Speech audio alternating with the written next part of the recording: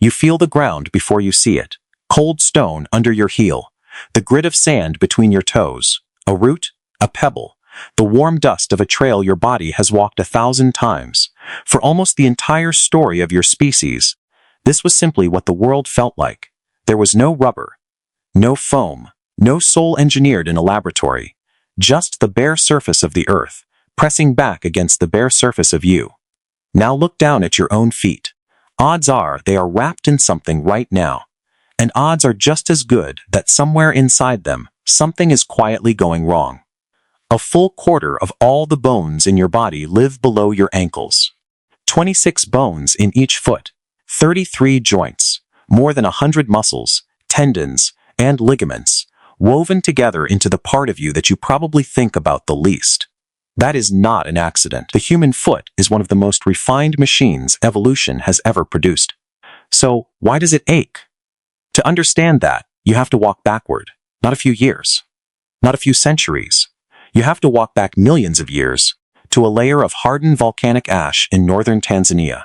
In 1978, a team led by the paleoanthropologist Mary Leakey uncovered something there that stopped the scientific world cold. Footprints, not modern ones. These had been pressed into wet ash and then fossilized, frozen in place for 3.5 million years. They belonged to an early human ancestor called Australopithecus afarensis, a creature with a brain barely larger than a chimpanzee's, and yet the prints they left behind show something startling. A rounded heel, a strong arch, a big toe lined up beside the others, pointing forward, just like yours. These were not the feet of an animal learning to walk.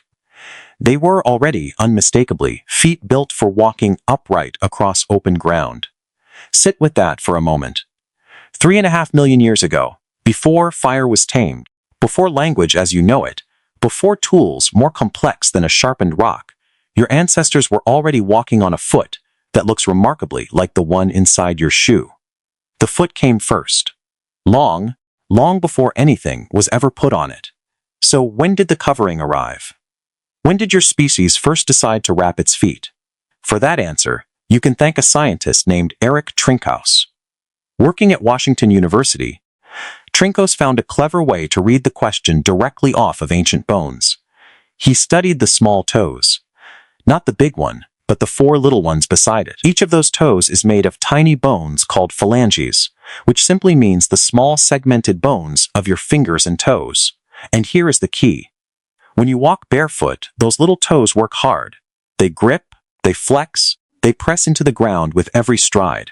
And bone, like muscle, grows thicker and stronger when it is used. A barefoot person develops robust, sturdy little toe bones. But put a shoe on that foot, and those toes suddenly do far less. They stop gripping. They stop bearing their share of the load. And over a lifetime, the bones grow thinner, more slender, more graceful, to use the scientific word, which simply means delicate and lightly built. Trinkaus compared the toe bones of humans across tens of thousands of years, and he found a turning point. Somewhere around 40,000 years ago, the little toe bones of our ancestors suddenly became noticeably weaker, not because the people were frailer, because, for the first time, something was protecting those toes from the ground. That, Trinkaus argued, is the skeletal fingerprint of the first regular footwear. Around 40,000 years ago, give or take, your species began to wear shoes.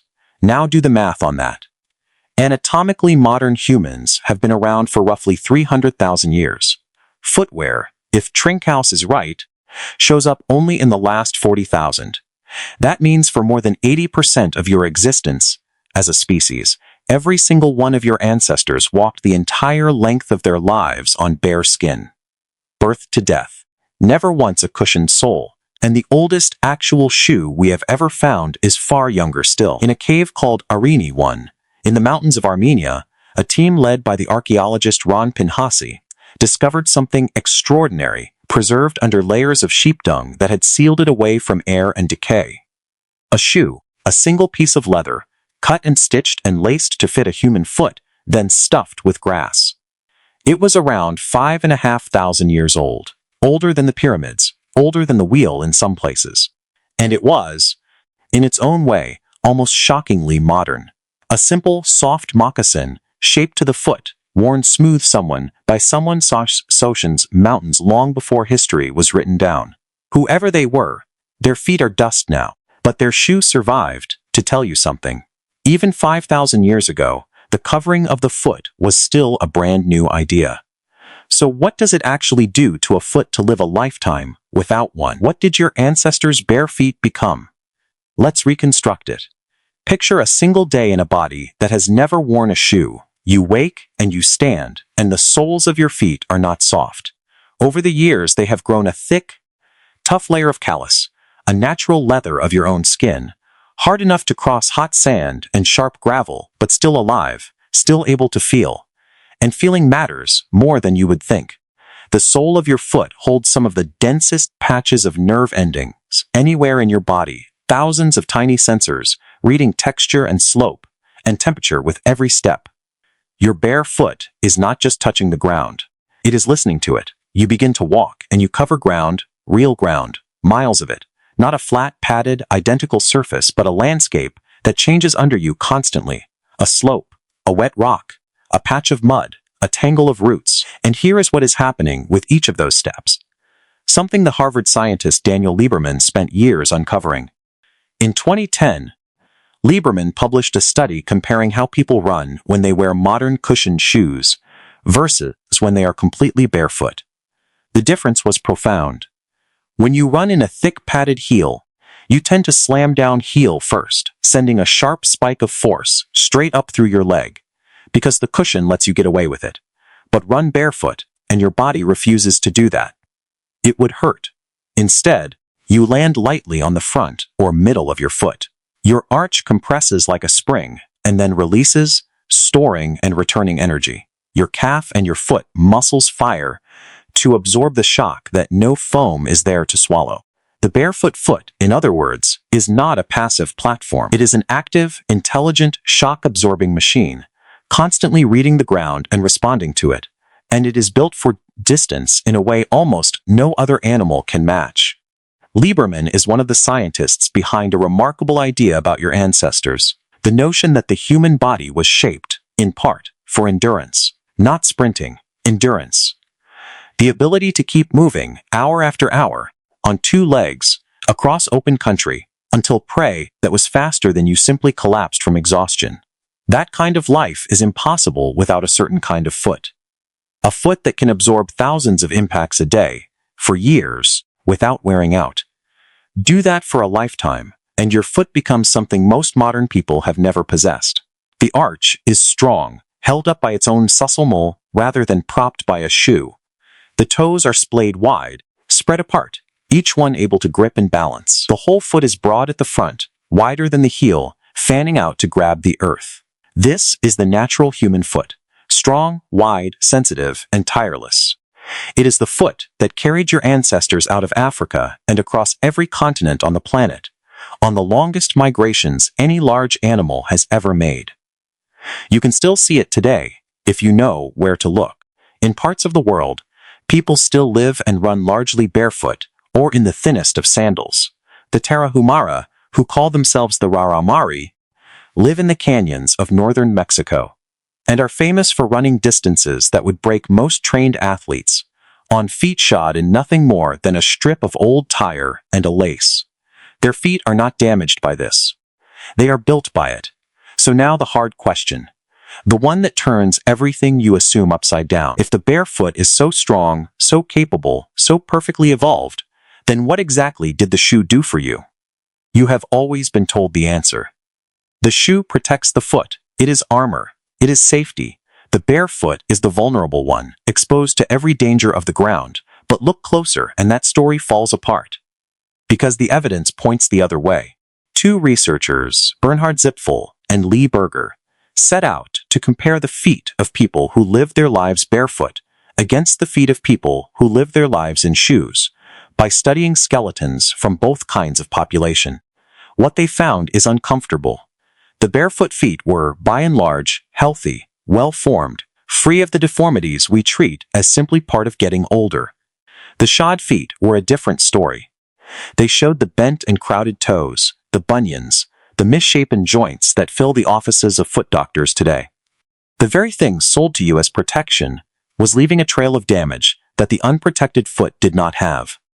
Think about what a modern shoe actually does to the structure inside it. It is usually narrower at the front than your foot naturally wants to be, so it squeezes your toes inward, day after day, year after year, until they stop pointing forward and start crowding together. That sideways drift of the big toe has a name, a bunion. It is the joint at the base of your big toe, slowly pushing outward and swelling until walking aches. The shoe also lifts and cushions the heel, which quietly shortens the tendons at the back of your leg and teaches you to crash down heel first, in a way your barefoot ancestors never did. And it props up your arch with built-in support, which sounds helpful until you remember what happens to any muscle that has its work done for it. It weakens. The muscles that are supposed to hold up your arch slowly forget how, and the arch, no longer trained, can begin to fall. This is the twist that almost nobody sees coming. The shoe did not strengthen your foot. It replaced your foot's job, and then your foot, like any unused muscle, grew weak. The cushioning that felt like comfort was slowly switching off the very systems that kept your ancestors walking, pain-free into old age. The protection was the problem, and it begins early. A child is born with feet full of soft cartilage that will only slowly harden into adult bone, and with arches that are not yet built but are waiting to be. Those arches are not finished by the calendar. They are finished by use, by years of gripping and balancing and pushing against uneven ground while the foot is still forming. Wrap that growing foot in a stiff, supportive, narrow shoe from the very start, and you are shaping it before it has had the chance to shape itself. Many of the feet that ache in adulthood were quietly set on that path in childhood, long before anyone felt a thing. So look down one more time. If your toes are bunched together instead of spread wide, that is the shape of the shoe, not the shape of you. If your arches ache, if your heels stab when you stand up in the morning, if a doctor has ever told you that you have flat feet or weak feet or fallen arches, you are not looking at a flaw in your design. You are looking at the result of taking one of the strongest, most sophisticated structure evolution ever built and wrapping it, from childhood, in a cast it never needed. Your feet are not broken. They are unused. There is a difference, and it matters more than almost anyone tells you. Because here is the quiet hope buried inside all of this. Muscle that has gone soft can be trained again. Feet are not sealed at birth. The same structures that grew weak inside a shoe can, slowly and carefully, grow strong again outside of one. People who reintroduce barefoot time, who let their feet feel the ground, who let their toes spread and their arches work, often find that the foot remembers. It was never destroyed. It was only waiting. For 3.5 million years, your ancestors stood on the bare earth and let it shape them. The foot that carried them across the entire planet is the same foot you are standing on right now. Just quieter, just sleepier, just covered.